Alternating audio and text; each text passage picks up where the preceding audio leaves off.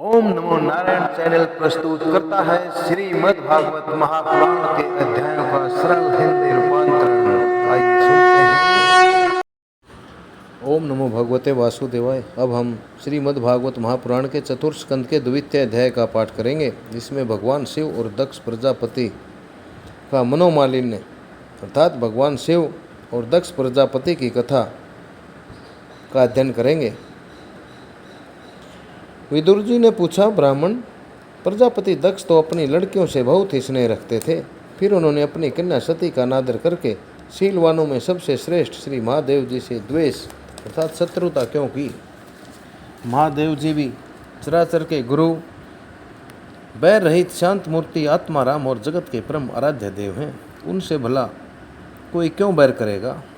भगवान, उन ससुर और दामाद में इतना विद्वेष कैसे हो गया, जिसके कारण सती ने अपने द्वेषज प्राणों तक की भी बलि दे दी?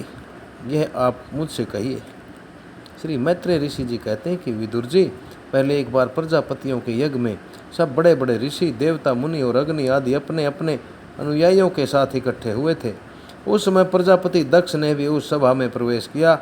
वे अपने तेज से सूर्य के समान प्रकाशवान थे और उस विशाल सभा भवन का अंधकार दूर किए देते थे।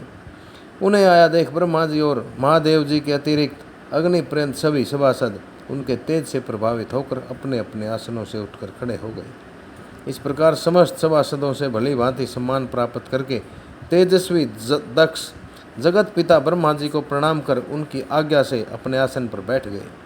परंतु महादेव जी को पहले से ही बैठा देख तथा उनसे अभ्युत्थान आदि के रूप में कुछ भी आदर न पाकर दक्ष उनका यह व्यवहार सहन न कर सके।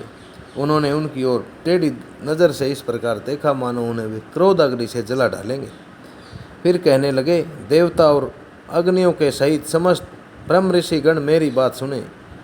मैं ना समझ या द्वेषवश नहीं कहता, बल्कि शिष्टाचार की बात कहता हूँ।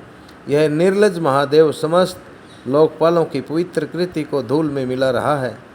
देखिए, इस घमंडी ने सत्पुरुषों के आचरण को लांछित एवं मटिया मेट कर दिया है।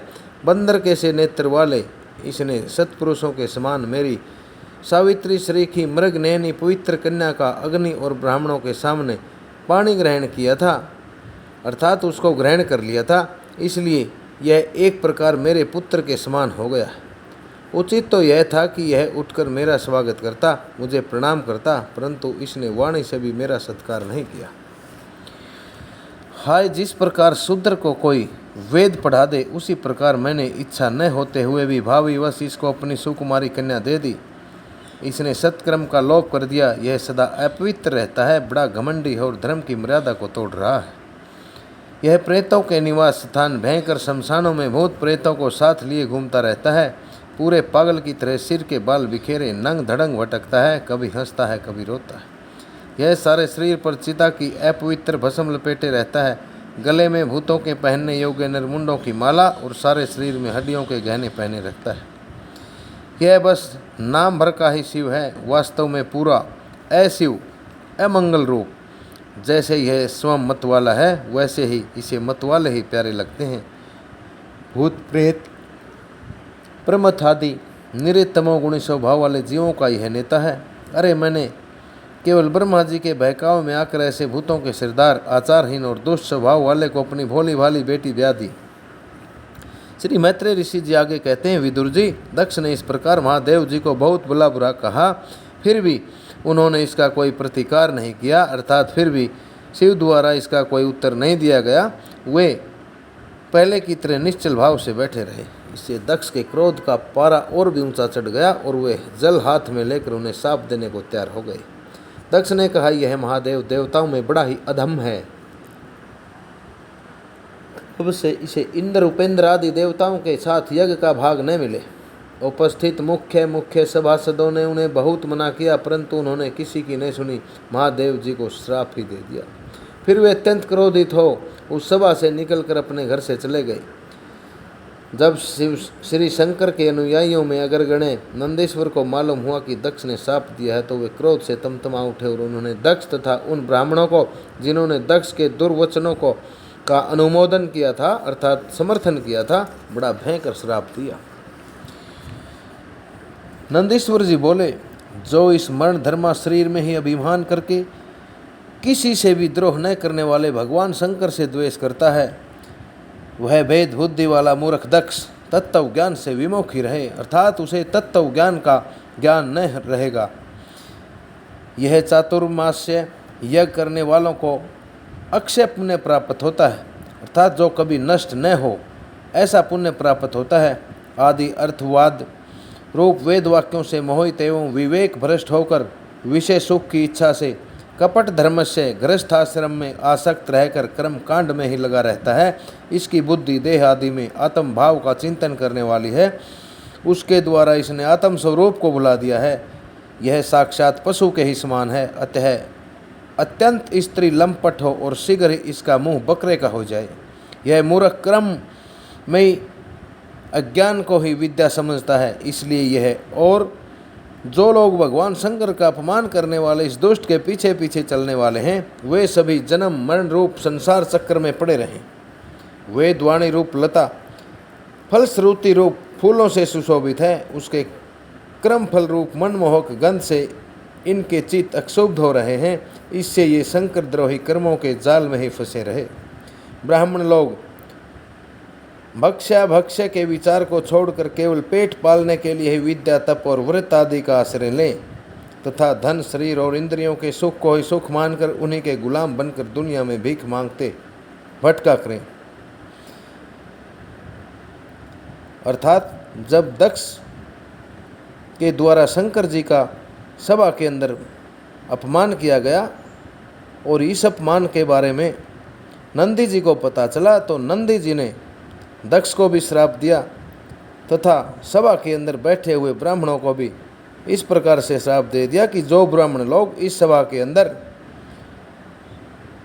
शिव शंकर जी के अपमान की निंदा को सुन रहे थे, वे ब्राह्मण लोग जो भक्ष्य अभक्ष्य के विचार को छोड़कर केवल पेट पालने के लिए ही अपनी विद्या तपस्या और व्रत आदि किया करेंगे तथा धन शरीर और इंद्रियों के सुख को ही सबसे बड़ा सुख मानकर उनके गुलाम बनकर दुनिया में भीख मांगते भटका करेंगे।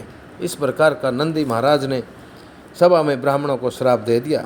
नंदीश्वर के मुख से इस प्रकार ब्राह्मण कुल के लिए शाप सुनकर उनके बदले में भृगु जी ने यह दोस्तर श्राप ब्रह्मादंड दे दिया। जो लोग शिव भक्त हैं और जो उन भक्तों के अनुयायी हैं, वे सत्शास्त्रों के विरुद्ध आचरण करने वाले और पाखंडी हो जाएं।